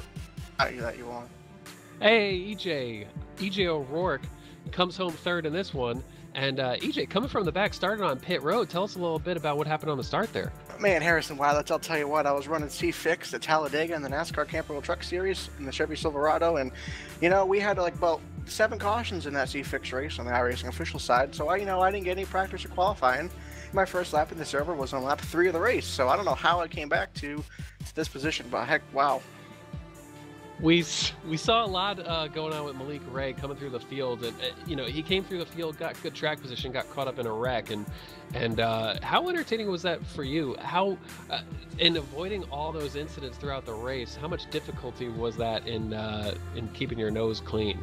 Well, Harry, when you're a heck of a driver like I am, pretty much anything is possible. I didn't see anyone else be 2 laps down and content for the win, so I'm just the best there is, plain and simple. I mean, IP excellence, so I'm pretty happy with third. Am I currently experiencing performance art? I really have no idea, but truthfully, I just want to thank C500 and you guys for the broadcast. It's Papa's Hunter, gmercer.com, Gary Mercer Trucking, Chevy SS. I mean, I really didn't know what to expect. I was 2 laps down at lap 70 something, so just kept my nose clean. But I do gotta apologize to Nick Cohan on kind of getting into him there. It's just these restarts kind of all hairy with 5 to 10 to go, so. I had a shot at the win there. I thought about sending it in there, but I have more respect for those guys, so I'll take third. Yeah, and actually, it really has been a trend in these recent weeks where maybe the qualifying effort hasn't been there, but you always seem to come up at the end, like just battling for that top 5, and so it's been noticeable. Well, thank you. It wouldn't be possible without these guys at Civ 500. I know they're really trying, and they've done a great job, and they've got to this league to pretty much a 9.5 out of 10. Just got to clean up a couple little things, and it's going to be continue to be stronger and be one of the best leagues out there for sure. Well, we appreciate you joining us up here in the booth, and anyone else you'd like to thank? It's just Papa's Hardware, the place I work at. Gary Mercer Trucking, of course, for always being on top of the hood and the car on the Chevys. Sim 500, and you guys on the network TV that broadcast this every week. I can go watch myself wreck people and try to contend for wins, make myself look good. So it was a good setup. It was parts of this race were really good. So I don't know, good win to Mitch. He was fast all week or all night or whatever you want to call it. So I'm happy. Third place. Yeah. And we appreciate you joining us up here, and congrats again on that podium. Harrison Wilds, thank you. I appreciate it. Well, I tell you what, man, right there, happy guy who put it in third, boy, and deserving, because he came through the field. I mean, it was just, a miraculous run that he put together. Well, I'm going to bring up the second place guy. I'm going to get a talk in with him here. Chad Cole almost pulled this thing off here tonight. Chad Cole, Joe in the booth. Got a copy? Hey, we got you, Joe. Well, to tell you what, Chad, man, close there. That caution, you needed it to come out maybe a lap sooner, but a heck of a battle and a heck of a run up there. How did you feel with all them cautions coming out, and how did you feel with the amount of laps you had on your tires? Yeah, it was kind of a roll of the dice there for me. It's kind of how I got the win at Martinsville, so I thought I'd give it another go at Richmond, and we almost had it. I just knew that it's unfortunate that these short track races kind of deteriorate at the end, and we can't get more than 3 or 4 consecutive laps in. So I'm trying to play into that strategy, but Mitch just got me there at the end. It was good racing though. This track is pretty tough to pass on. You get side by side the top line.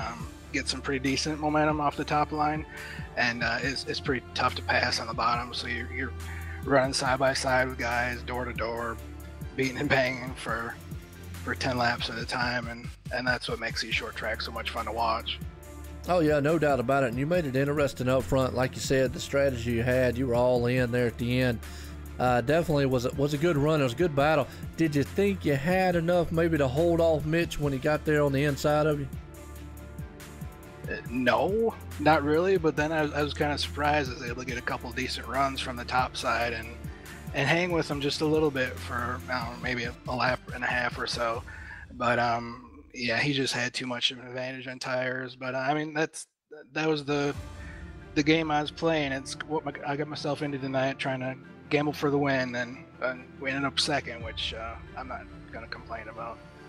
Hey, it's a good finish coming out, and you know, your answer was supposed to be, of course, man, I can run him over. But hey, you did a great job. I mean, you held him off there for a long, long time, and like you said, the high line was a tremendous battle. And to take that Transervice machine, and me and Harrison have been talking about it all season, you've been dead on consistent, and it's showing in the points, it's showing in your finishes here, and obviously the title sponsor here at the Sim 500 presented by Transervice here for the Monday Night Money Series. Hey, you know, you're bringing that number 82 machine to the front week in and week out. You got anybody you want to thank?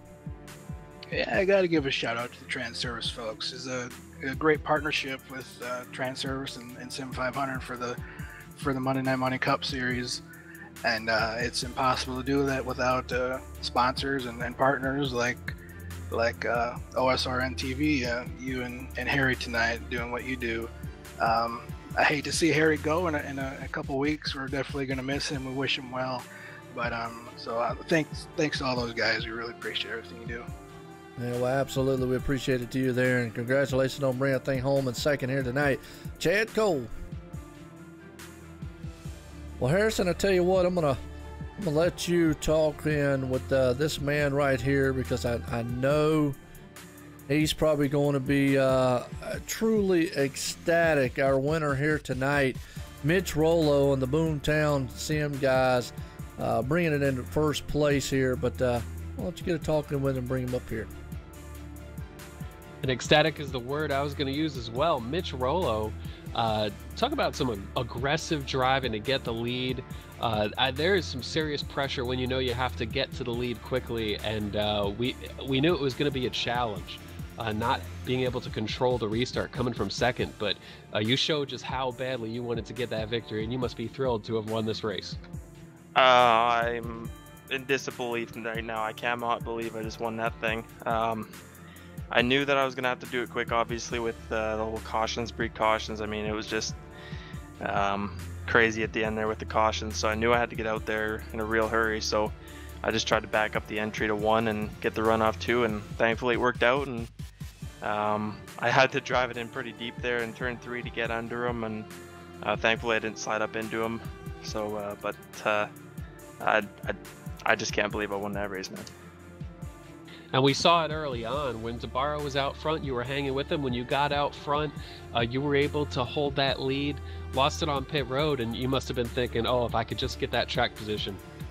Yeah, twice in a row there, I ended up actually stopping too short in my box, and lost a couple spots each time. So that mired me back in the field a little bit, and then had to check up for that big caution. So I think at one point I was back in 13th, and I mean, I thought it was over from there. It's hard to pass here. It's pretty difficult to get back to the front from there. So, but I just stuck with it, and tire strategy ended up working out. And I think I had a little bit fresher tires than Cole at the end there and everyone else up there. So I was able to be a little bit quicker at the end there. And it's a third win for Boomtown, and it has to feel good knowing that team just seems to be clicking on all 8 cylinders. Oh, absolutely. I mean, just from the drop of the first green flag in Daytona this year, we've showed that we're here to play, and we're definitely showing that we belong here. So definitely proud of this whole team. Without this team and the effort put in every week in practice and everything like that, we definitely wouldn't be where we're at right now and having the success we're having. So it's definitely owed all to the team. And I tell you, just you really showed how hungry you were, and it was a fantastic race to watch. And we really appreciate you joining us up here. And who would you like to thank? First of all, you guys at OSRN and Harrison, we're gonna miss you, buddy. You're awesome up in the booth, and I hope you come and maybe spend a few races with us, and that'd be good to get you back on track. But definitely was an honor to have you in the booth up there. I gotta thank Transervice Logistics for coming on board for the Cup Series, or the Monday Night Money Series this year as a series sponsor. Definitely none of this would be possible without them, so thanks to them. And my teammates at Boomtown. Unfortunately, the team owner Corbin had to be away on business this week, so big shout out to him. He wasn't able to make the race, but this one's for you, Corbin, and thanks to my girlfriend who's watching right now. I certainly appreciate the kind words, and thanks for joining us up here. Congrats again on a fantastic victory. You betcha, buddy. All right, the winner tonight here, Mitch Rollo, man, putting it in victory lane here under the lights here at Richmond International Speedway. Wow, what a run here for that man. And I tell you, let's get a quick unofficial results here. As Mitch Rollo puts it in victory lane, Chad Cole in second, EJ O'Rourke finishing up in third, Stefan Marinac there in fourth, Greg Evans in fifth, Nick Cohan finishing out in sixth, Thomas George in seventh, Scott Simley eighth, and Thomas Lattimore there in ninth, and Rick Thompson rounds the top 10. Let's look through the rest of this field. Well, it was a who's who. It kind of ended there, and kind of some haymakers, so to speak, in the cars there at the end of this one here, Harrison. Good run towards the middle in the first part, but that end got kind of wild in a very fast hurry, and that's just kind of typical short track racing. But you got any final words on this one? Just in awe. This series has been a lot of fun to do, really fun to watch, and enjoyed how this race really just changed so much. It was very unpredictable, but still, you know, by the end of it, we saw Mitch Rollo, who had led laps early, get back to the lead in pretty spectacular fashion. And so just a really cool race to watch. Well, I got to say real quick, man, it has been a awesome pleasure having you up in the booth, and I hate to see you go, man. It's just been an awesome thing. You know, we did the Winter Series, and then we came in here, man, for the start of this one. And like I say, if you get a chance, man, to come back, definitely come on back. I'm gonna miss having you up here. You got that good analytical ability on you there. So we'll see how Don Runkle takes over on it up here in the booth. But man, I tell you what, it's been fun. And, you know, I wish you best, man, and everything you've done here, Harrison. Yeah, I certainly appreciate that, and I echo all the thoughts back to you, because, you know, you keep it entertaining and you keep it fun, and you really make my job easy, because I could just work right off of whatever you're saying, and so I appreciate all that, and definitely wishing I could stay, but hoping that everything works really well with Don Runkle, and I'm looking forward to checking it out from time to time for sure, every time I can. Oh, no doubt about it. Well, folks, I'll tell you what, if you missed this one, go back and relive it here. And it's you can relive all the races here at OSR Network, and it's a very good one here. The Sim 500 Monday Night Money Series presented by Transervice. We leave Richmond under the lights here. Tonight it was a thriller as Mitch Rollo picks up his first victory here for the Boomtown Sim guys. And, you know, it's with great breaking of hearts, though, man. I had to let Harrison hear he's last night, but hey, you got the life-changing things happen in the world. So with that said, everyone, appreciate y'all tuning in, and everyone, have a good night.